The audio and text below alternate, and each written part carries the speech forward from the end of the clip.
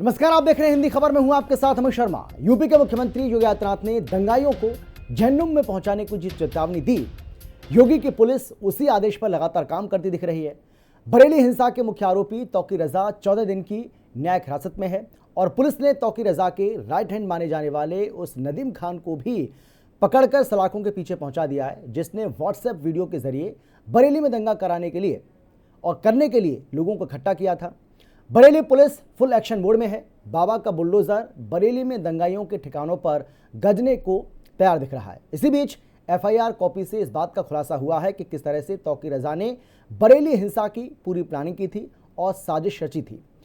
मुसलमानों को किस तरीके से उसने भड़काया था। एक रिपोर्ट आपको हम दिखाते हैं, देखिए हिंदी खबर की ये स्पेशल रिपोर्ट।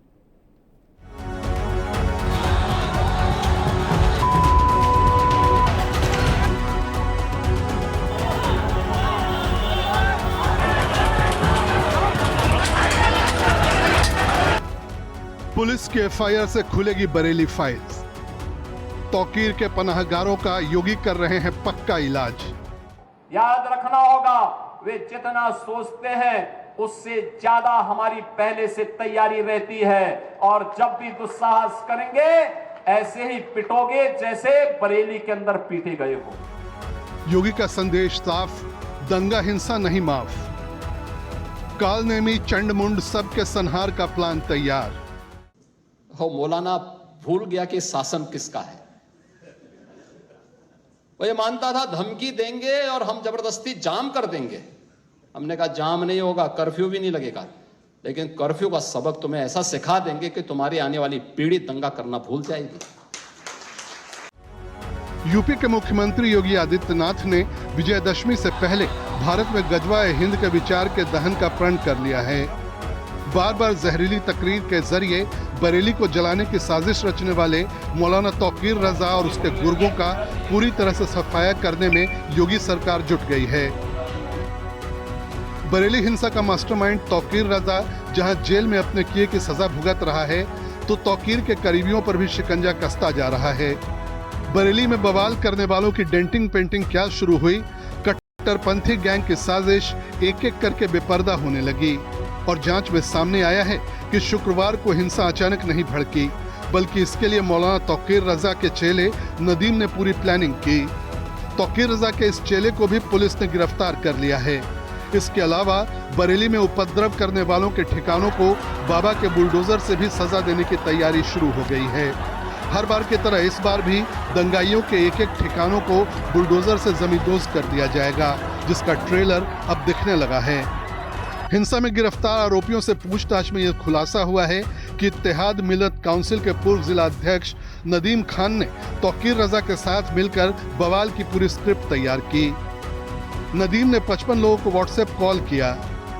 नदीम ने हंगामा करने के लिए 1600 लोगों को जुटाया। सभी से यह कहा गया कि जैसा प्रदर्शन सीएए और एनआरसी के विरोध में हुआ, वैसा ही हंगामा करना है। हंगामे के दौरान नाबालिगों को आगे रखने की बात नदीम ने की। नदीम खान नाम का एक प्रमुख अभियुक्त आज गिरफ्तार किया गया। इसमें पूछताछ में जो सारी चीजें हम लोगों को बताई हैं, उसमें यह है कि घटना से पहले लोगों को इंस्टिगेट करना, उनको गुमराह करना, मौके पे पहुंच के कानून को तोड़ना, नियम तोड़ना, इन सब के बारे में इंस्टिगेट किया गया और मौके पे भी भीड़ को इसके द्वारा उकसाया गया। ये सारी चीजें पूछताछ में ये बताया जा रहा है कि इसमें कुछ लोग बाहर से भी आए थे, उनको चिन्हित किया जा रहा है। व्हाट्सएप के माध्यम से मैसेज पास किया गया था, इसमें कितनी सच्चाई है? व्हाट्सएप के माध्यम से तो, क्योंकि हर व्हाट्सएप ग्रुप में लोग अलग अलग जगहों के जुड़े होते हैं और जो भी मैसेज व्हाट्सएप ग्रुप पे डाला एक जिले के अंदर जाएगा, तो जितने भी लोगों ने इस मैसेज को देखा, उनमें से जो लोग आए होंगे ये जानते हुए भी कि अनुमति नहीं है, तो उनके विरुद्ध हम लोग कार्रवाई करेंगे। जितने लोग चिन्हित किया जाते हैं सभी पर कार्रवाई होगी। जो लोग सीसीटीवी फुटेज में दिख रहे हैं उन सब पर कार्रवाई के लिए एक दोषी पर कार्रवाई की जाएगी 100%। गुरुवार को नदीम ने पुलिस को लिखकर ये बताया कि जुम्मे पर कोई प्रदर्शन नहीं होगा। बाद में उसने पुलिस को लिखी चिट्ठी को फर्जी बता दिया। शुक्रवार को अपने प्लानिंग के मुताबिक वो उस वक्त सामने आया जब जुम्मे की नमाज के बाद कट्टरपंथियों की फौज जुट गई और भाईजान की भीड़ ने इसके बाद क्या किया ये सबने देखा। सूत्रों के मुताबिक 40,000 लोगों को एकत्रित करने के लिए नदीम ने नमाज के वक्त कई लोगों को व्हाट्सएप पर कॉल किया और तैयारी के साथ आने के लिए कहा। बरेली हिंसा की जांच के दौरान पुलिस को अब तक 5 व्हाट्सएप ग्रुप और एक फेसबुक पेज मिला है। सूत्रों के मुताबिक रामपुर, मुरादाबाद, बिजनौर और अमरोहा से भी लोग बरेली शहर में आए। पुलिस ने बताया कि बरेली में हिंसा भड़काने के बाद अब नदीम यूपी छोड़कर भागने के फिराक में था, लेकिन इससे पहले ही पुलिस ने उसे शाहजहांपुर जिले से दबोच लिया। ऐसे में पुलिस अब तौकीर के चेले नदीम के जरिए इस साजिश के एक एक तार को जोड़ने में जुट गई है। इन सभी अभियुक्तों से पूछताछ की गई। इन्होंने अपनी घटना में शामिल होने को स्वीकार करते हुए ये बताया है कि पहली रात से ही व्हाट्सएप के माध्यम से मैसेजिंग इनको स्टार्ट हुई थी कि जो एक अपील जारी की गई थी कि आपको मौके पे नहीं आना है। इस्लामिया ग्राउंड इंटर कॉलेज की कोई परमिशन प्रशासन के द्वारा नहीं दी गई है। इस्लामिया कॉलेज जो है उसके द्वारा भी परमिशन इसकी नहीं दी गई थी। उसके बावजूद रात के समय देर रात में इनको मैसेजिंग की गई कि वहाँ पे इकट्ठा होना है। इस तरह की मैसेजिंग के बाद ये धीरे धीरे व्हाट्सएप ग्रुप्स में जब ये वायरल होने लगा, इसकी मॉनिटरिंग भी हम लोगों के द्वारा की जा रही थी। इसीलिए पुलिस टीम पहले से सतर्क भी थी और हम लोगों के द्वारा पर्याप्त डिप्लॉयमेंट इस पॉइंट ऑफ व्यू से किया गया था। बरेली हिंसा की जांच में तौकीर रजा और उसके करीबी पर वक्फ की संपत्ति कब्जा करने का भी आरोप लगा है। इसके बाद तौकीर रजा, डॉक्टर नफीस, मुनीर इदरीसी, अनीश शाकलैनी और नदीम खान के घरों पर सीलिंग की कार्रवाई करने के साथ बुलडोजर से उसे ध्वस्त करने की तैयारी की जा रही है। पुलिस तौकीर रजा के 77 मददगारों की भी तलाश कर रही है और अपने रडार पर रखी हुई है। इनमें नगर निगम के 4-5 पार्षद भी शामिल हैं। पुलिस प्रशासन वक्फ संपत्ति पर कब्जा किए हुए नेताओं की लिस्ट भी बना रही है। इस बीच बरेली हिंसा को लेकर पुलिस ने जो एफआईआर दर्ज की है उसकी एक्सक्लूसिव कॉपी हिंदी खबर के पास है और एफआईआर में जो महत्वपूर्ण तथ्य वो बताते हैं कि बरेली हिंसा सोची समझी साजिश का हिस्सा है। एफआईआर में तौकीर रजा आरोपी नंबर 1 है। तौकीर रजा ने की थी माहौल बिगाड़ने की साजिश। तौकीर ने कहा था मुस्लिमों को ताकत दिखानी है। तौकीर रजा ने भीड़ को पुलिस पर हमले के लिए कहा। प्रदर्शन में बाहरी अपराधियों को भी बुलाया गया। भीड़ में कुछ लोगों ने सर तन से जुदा के नारे लगाए। पुलिस पर जानलेवा मकसद से फायरिंग की गई। कांच की बोतलों से पेट्रोल बम पुलिस पर फेंके गए। धारदार हथियार से हमले में पुलिस वाले घायल हुए।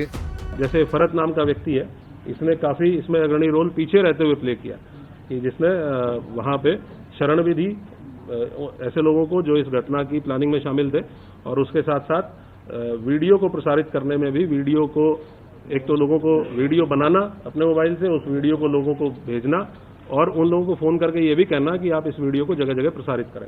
तो ये भी कल गिरफ्तार होकर चल गया। हम लोगों के पास इंटेलिजेंस से भी इनपुट है। हम लोगों के जो अपने एसओजी सर्विलांस टीमें होती हैं उनसे भी इनपुट है। कुछ लोग हमने आइडेंटिफाई किए हैं बाहर के लोग जो मौके पे इस घटना में उस भीड़ में शामिल थे। उनमें से कुछ लोगों का ये भी पता चला है कि 1-2 लोग बाहर के ऐसे भी थे जिनके द्वारा संभवतः फायरिंग की घटना की गई। उनके लिए हम लोग और डीपली इन्वेस्टिगेट कर रहे हैं और बातचीत कर रहे हैं। अगर दूसरे जनपद से भी सहायता की आवश्यकता होगी तो वहाँ की पुलिस से भी संपर्क करके उनकी भी सहायता लेके हम लोग इनको गिरफ्तार करेंगे। सीएम योगी की छवि सख्त प्रशासक की है, लेकिन बरेली में उपद्रव करने वालों पर मुख्यमंत्री ने जिस तरह की सख्ती दिखाई है उससे संकेत मिल रहे हैं कि उनको बरेली के उपद्रव से गजवाए हिंद की आग को भड़काने का अंदेशा हो गया था।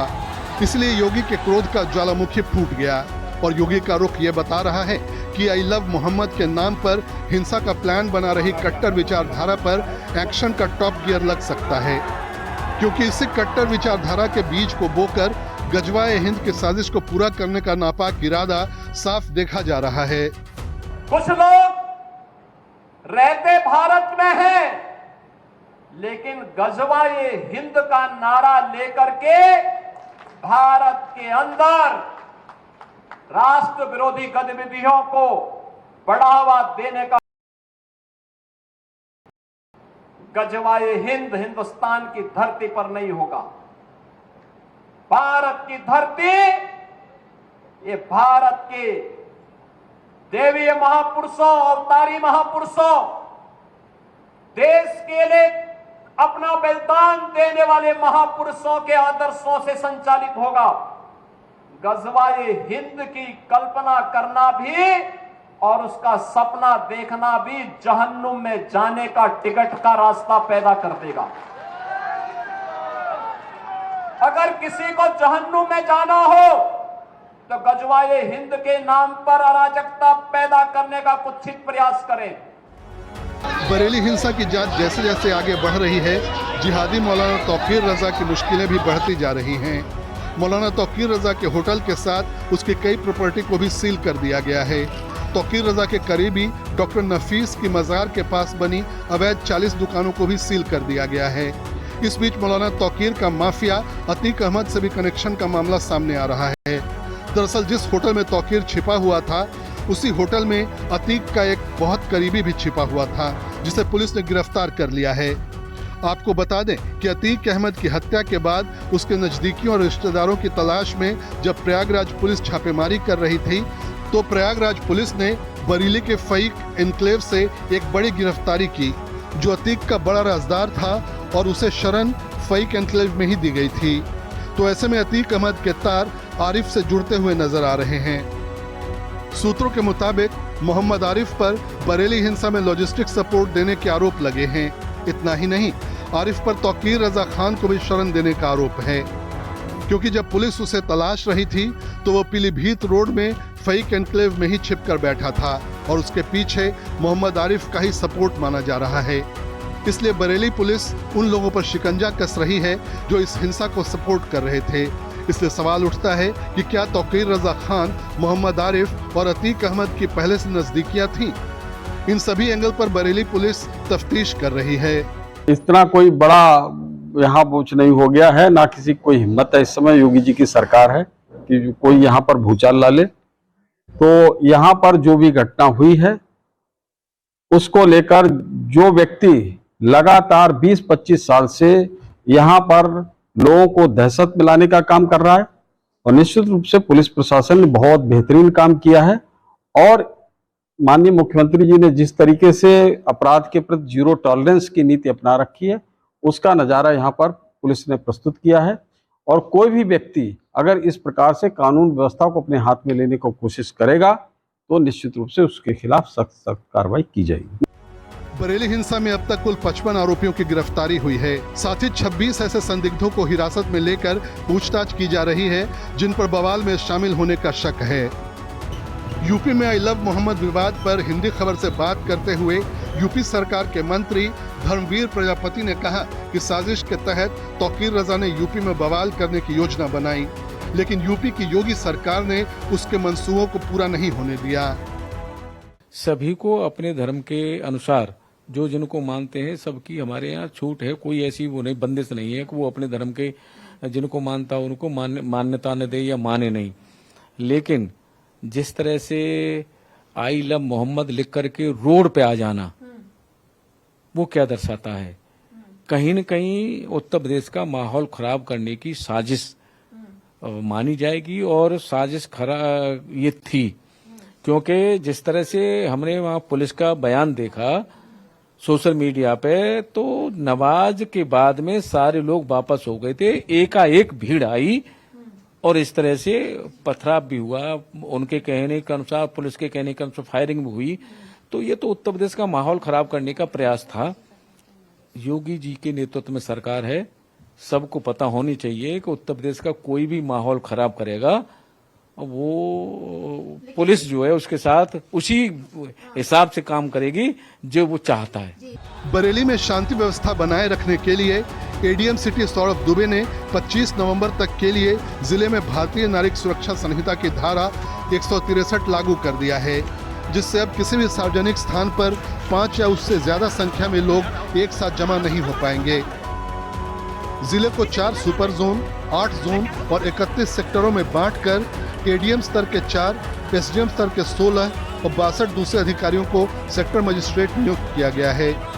इसके अलावा 102 स्टैटिक मजिस्ट्रेट भी नियुक्त के लिए पुलिस की टीमें उनके संभावित ठिकानों पर ताबड़तोड़ दबिश दे रही हैं। बरेली विवाद पर ऑल इंडिया मुस्लिम जमात के राष्ट्रीय अध्यक्ष मौलाना शहाबुद्दीन रजवी बरेलवी ने लोगों से शांति की अपील की।